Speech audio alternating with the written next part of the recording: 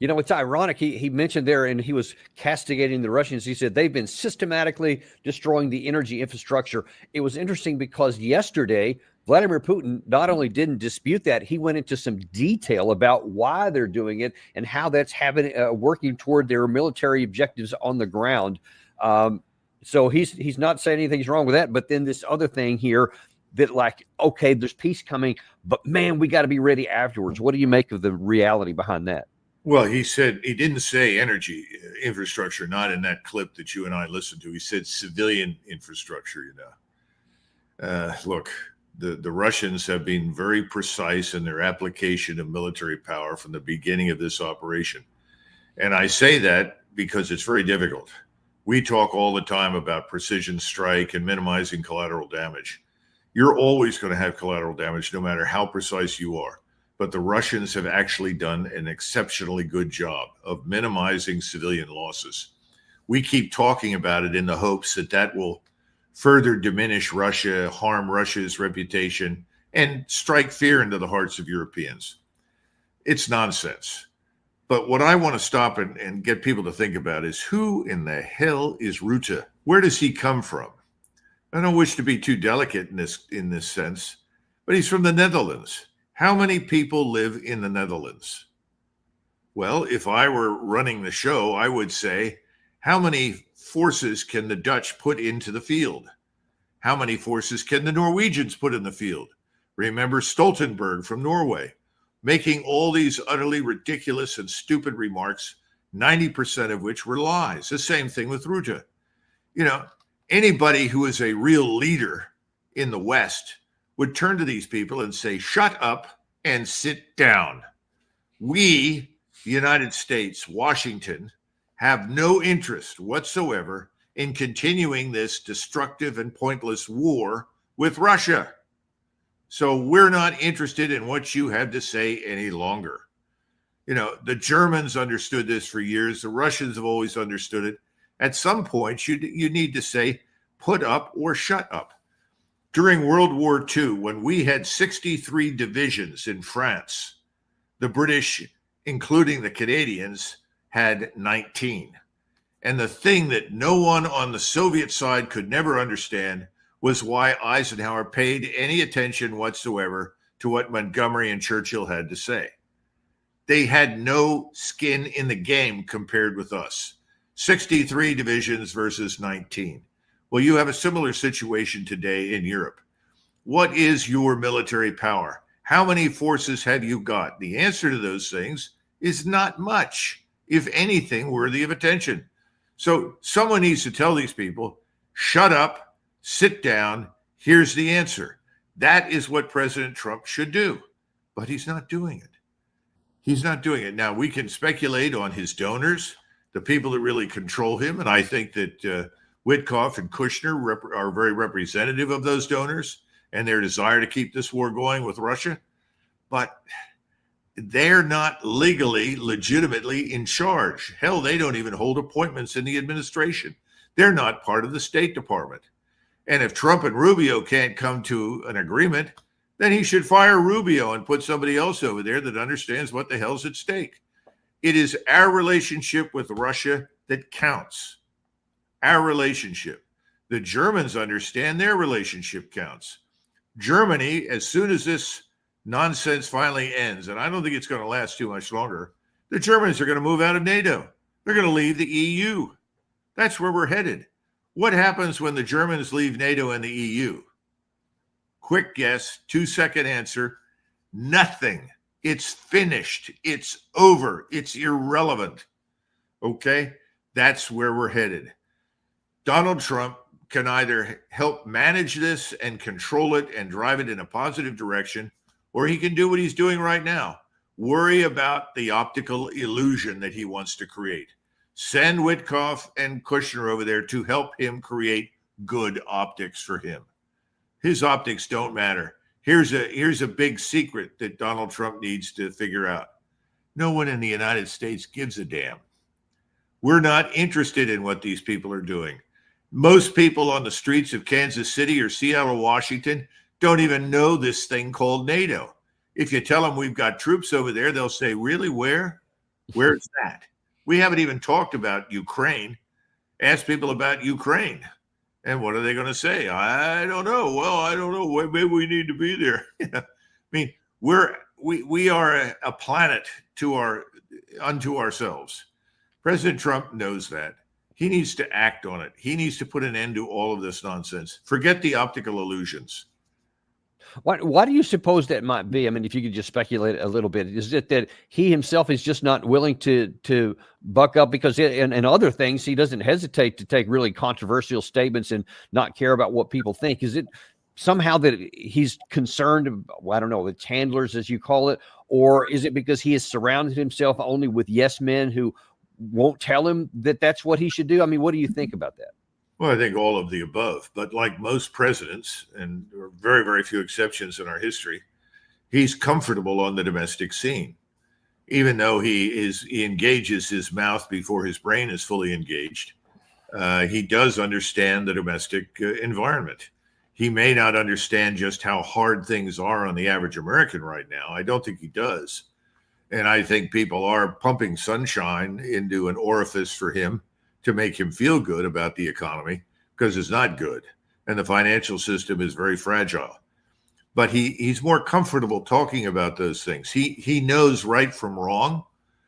He's willing to address it now. Is he doing anything about it? That's another matter. I mean, how many people have we arrested up in Chicago that were responsible for trying to obstruct ICE, that were directly challenging federal authority in an area where the federal law is clear and unambiguous? None. So he really hasn't acted decisively there, and that's unfortunate. But he does understand it. But when you move beyond the borders of the United States, especially into Europe, I don't think he does. And I think he sees foreign policy the way many presidents do. It offers one of two possibilities. One is to make yourself look good, grand, and powerful, or two, to have your rear end handed to you. Okay. Vietnam handed the rear end to LBJ. And even Nixon, who ultimately extricates us, takes too long to do it and is destroyed as a result on the way out. So the lesson for most presidents ought to be, if you don't have to involve us overseas, don't do it. He hasn't learned that lesson. Yeah, but, Doug, that's one of the ironies here, because he got into office on that premise, because people did get that, especially in the Obama's Iraq stuff and Afghanistan and all these years that we just wasted there, et cetera. He tapped into that. Did he forget that? I don't think he forgot it. I just don't know that he really believed it to begin with. I think his instincts told him exactly what you just said. But surround yourself with the kinds of people who are there right now. And it's very seductive to believe that somehow or another you can make something good out of something bad. Look, he waited and waited and waited to get us out of Afghanistan. I know that President Trump in July of 2017 thought we should get completely out of Afghanistan. He was right. What did he do? He didn't. Because he was too easily seduced by the promise of success on the one hand, and on the other, he didn't feel comfortable taking that position and standing his ground, because he really didn't know much about it. What do you do when someone doesn't know much about the subject? Lyndon Johnson in the basement of the White House had a replica of Khe-Sanh created, showing where all the defending Marine forces were and where all the North Vietnamese were. He was trying to sort through it, understand it, manage it. How? He didn't know what he was looking at.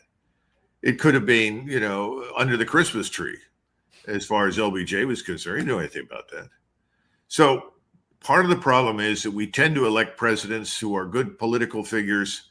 They understand how to cultivate the public. They understand how to say the right things. They ultimately understand how to get elected. But when it comes to governing, that's a different matter. Sometimes they're okay on the domestic side. Many times they're not. But when it comes to foreign and defense policy and the economy, they fail miserably. And I wonder if I could just kind of tap into something you said here, because a lot of our viewers may not know, some may, but when you talk about how President Trump wanted to get out of Afghanistan earlier, it's not academic or something that you read, but something that you live, because when you worked with the first Trump administration, you actually helped craft an actual plan to get us out of Ukraine. I'm sorry, out of Afghanistan. If I can interrupt briefly, though, Sure. the reason I know about July 2017, and you can bring on Steve Bannon, because it was Steve Bannon in the West Wing of the White House that told me that point blank. And he said at the end of the day, there were only 2 people in that whole room, because you had something like 12 people, many of whom were 4 stars, and others were leading political figures. But there were 2 people that agreed with the president. One was Steve Bannon, the other was Peter Navarro. We need to get out. And you see, I think President Trump forgets that one man with courage makes a majority. That's why we have a president. He hasn't come through for us. And But so when he confronted you majority, when he was confronted with a majority opposing him, which even include this man Kelly that came in to be his chief of staff, he buckled.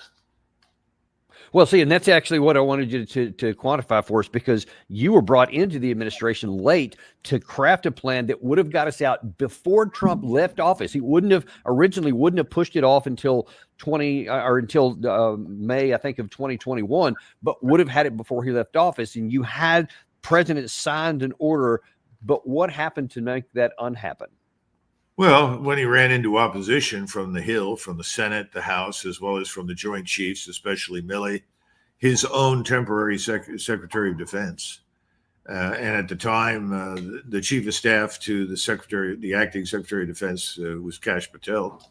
They all said, "Oh no, Mr. President, we can't just leave like that. No, we can't do that." And of course, everyone that I spoke to, and these were people that, like you, had served over in Afghanistan, more than one tour. They were knowledgeable, and they said, if you're going to go, this is a great time to go. Let's get out in the winter. And I went through them, and I said, well, we're going to drive some things. I said, well, you may or may not be able to drive everything out, but you can still fly out, and you can still get out. And there are ways to do it. And so I sat down with people. Now, the ways to do it, that part went in the trash can because nobody in the White House was really interested in that. What they were interested in was ordering us out. They did that. The executive order was drafted. It was signed by President Trump, and people were hanging out of the windows of the executive office building cheering. And when the order was sent over to the White House for signature. So could he have done that? Yeah, I think he could have done that. Would that have meant that people in the Senate and the House might have tried to pass legislation blocking him? Maybe. Remember, you don't have very many brave people in Washington. People don't like to do things for which they could be held personally accountable. So given the opportunity to actually take a decisive stand, most will say, no, thanks. Let the president go. And if the president's successful, they'll all cheer. And if he's not successful, then they'll hang him politically as quickly as possible.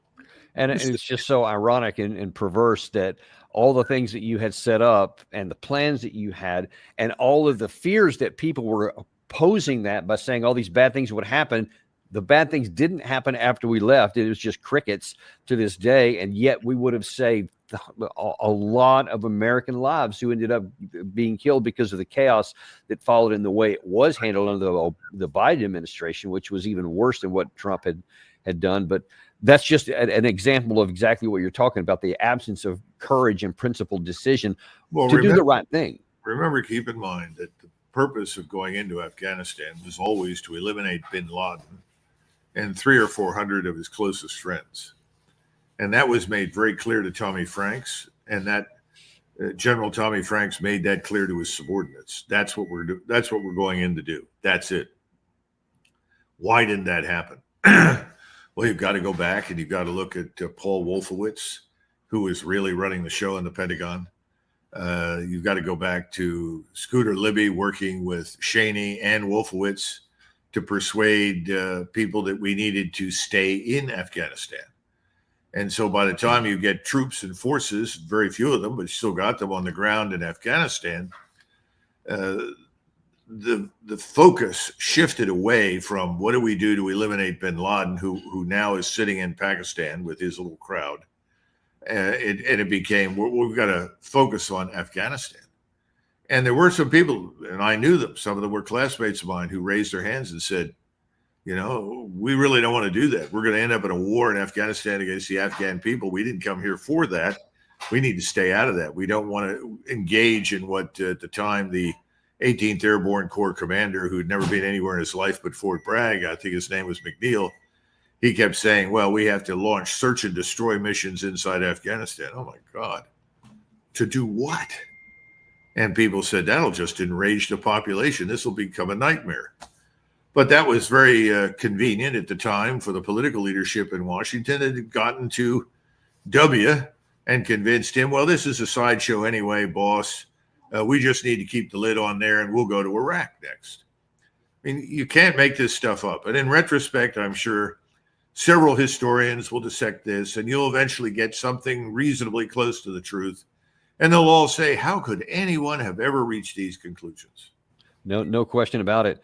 And speaking of what historians will do looking back, one of the other things I think on this current crisis or war, conflict in Russia and Ukraine is going to be how could the West and Ukraine continue to pretend like they could win it or even push off an eventual Russian victory when the evidence was so clear that they couldn't. And somebody who's looking back at that from the position of knowledge right now is also Vladimir Putin. This is what he said yesterday when musing about how in the world can the Ukraine and the European side keep supporting this at the cost of so much Ukrainian blood.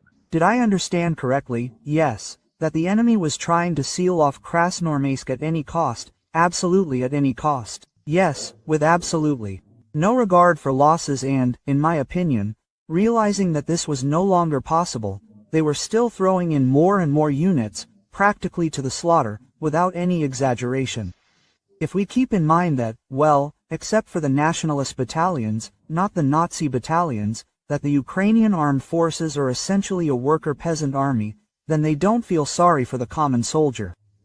Well, what I just said is true. It is true, yes. The nationalist battalions are not participating, they are refusing this mission. Here, the newly conscripted, the mobilized, are carrying out this task. You can tell from them, they were recently conscripted. These people are untrained. They're simply marching toward the slaughter in the direction of Krasnoarmeysk. They're dying there by the dozens and hundreds. And by the way, Krasnoarmeysk, for our viewers, that's the Russian term that they use for Pokrovsk. But he's saying that the Ukraine side is just throwing these troops just into a garbage bag, if maybe even worse than a meat grinder, while keeping their better troops, the Azov Corps, etc., out of the fray, because from what I've read from other sources, they refused to go into these places where they knew they were going to lose. But yet the Ukrainian authorities kept sending these guys into the meat grinder. What do you make of that? Well, a couple of things. First of all, in Washington, the narrative is what counts, not the truth.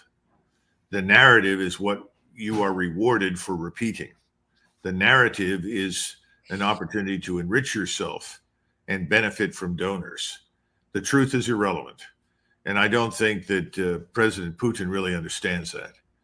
So many of the people that are talking, I was reading about members of the Senate who were insisting that Witkoff, for instance, should be considered a traitor to the United States for actually going to Moscow to negotiate, which is an absurd statement. I mean, I'm not a fan of how this president and his makeshift cabinet works, but the notion the man's a traitor because he's trying to help negotiate some deal that'll make Trump look good doesn't make him a traitor. That's nonsense. But we have to understand there's a narrative, and that's the narrative that everybody keeps repeating, and they will repeat it until they can't, and then they'll shut up and they'll walk away and they'll try to hide from the narrative. Remember, we were always winning in Vietnam. We were winning and winning and winning and killing more and more and more, and then suddenly we weren't, and we left.